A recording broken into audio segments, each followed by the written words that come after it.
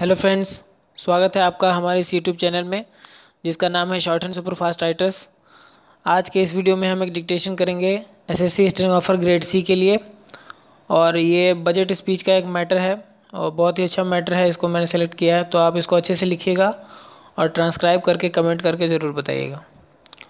शुरू करते हैं dictation. Be ready. 10 seconds.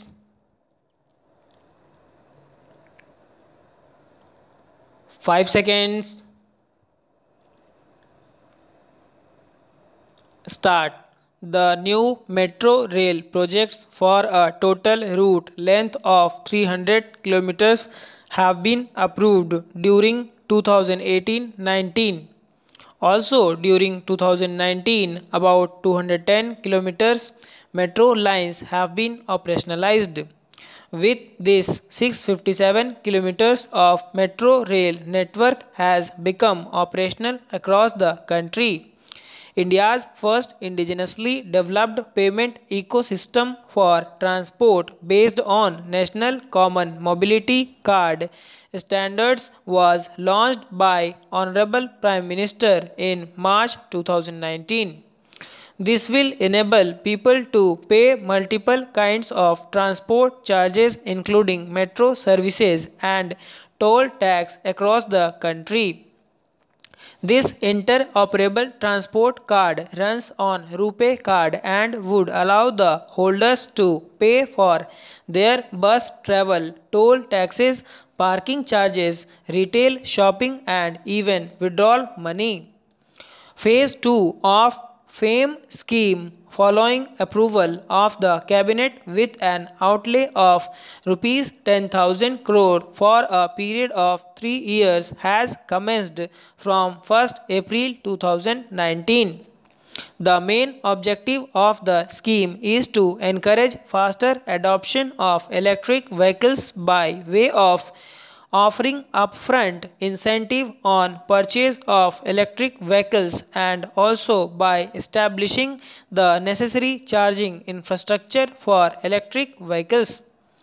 Only advanced battery and registered e-vehicles will be incentivized under the scheme, with greater emphasis on providing affordable and environment-friendly public transport options for the common man. The government will carry out a comprehensive restructuring of National Highway Program to ensure that the National Highway grid of desirable length and capacity is created using financeable model. After completing the phase 1 of Bharatmala, in the second phase, states will be helped to develop state road networks.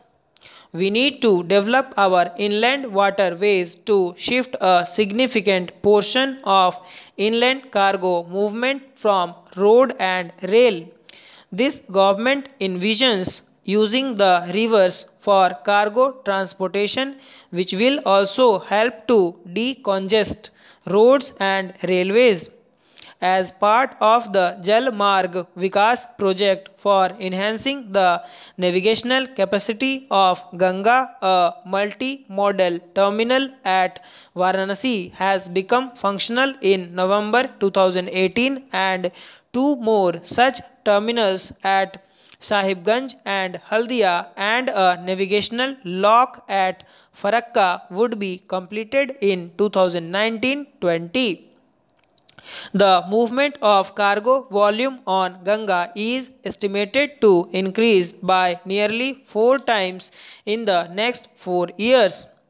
This will make movement of freight passengers cheaper and reduce our import bill. It is estimated that railway infrastructure would need an investment of rupees 50 lakh crores between 2018 to 2030.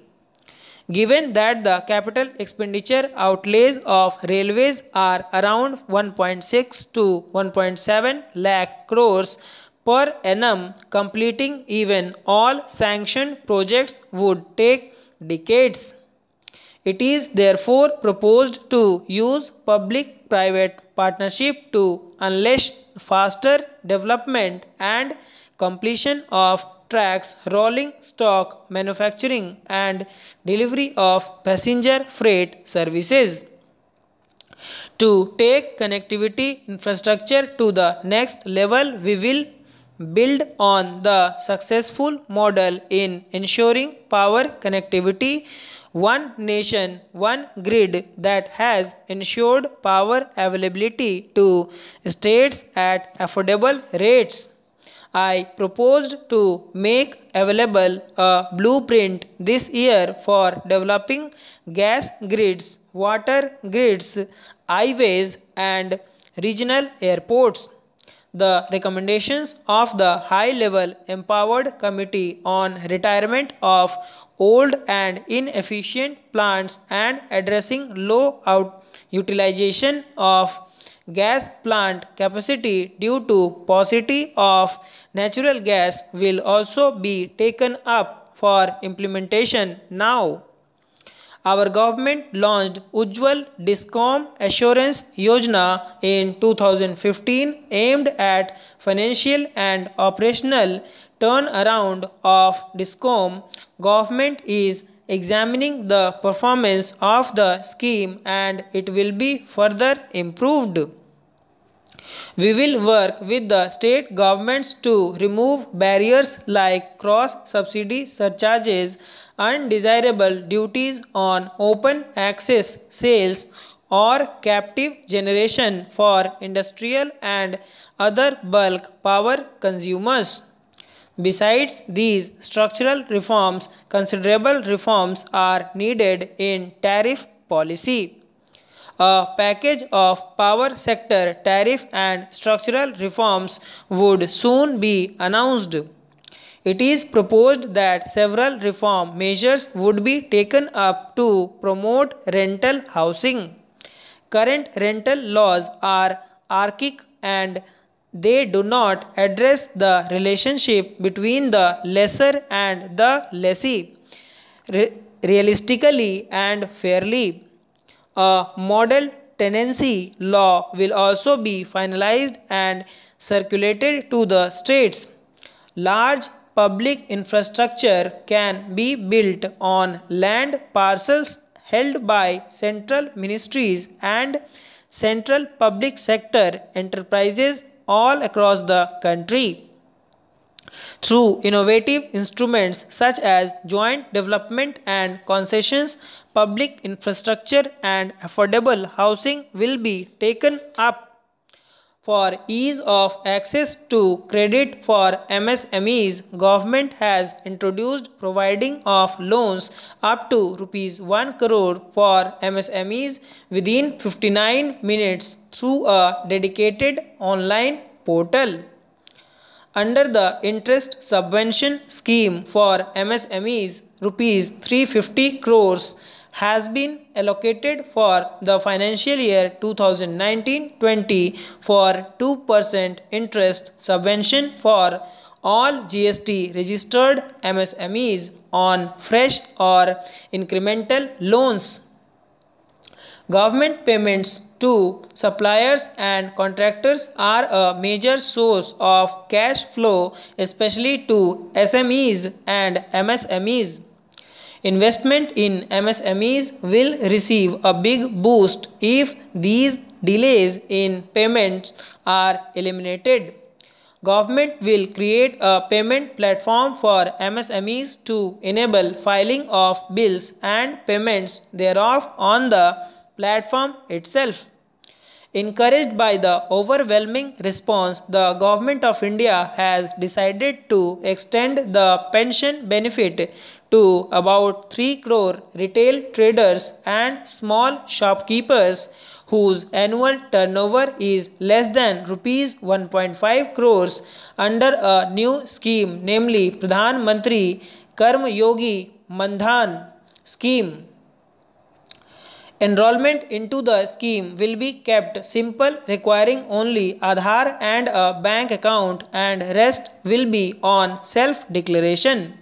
We recognize that investment driven growth requires access to low cost capital. It is estimated that India requires investments averaging 20 lakh crores every year. A number of measures are proposed to enhance the sources of capital for infrastructure financing. A credit guarantee enhancement corporation, for which regulations have been notified by the RBI, will be set up in 2019-20.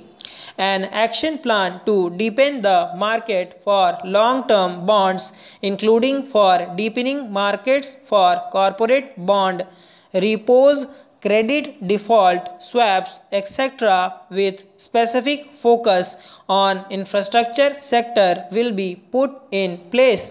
It is proposed to permit investments made by FPIs in debt securities.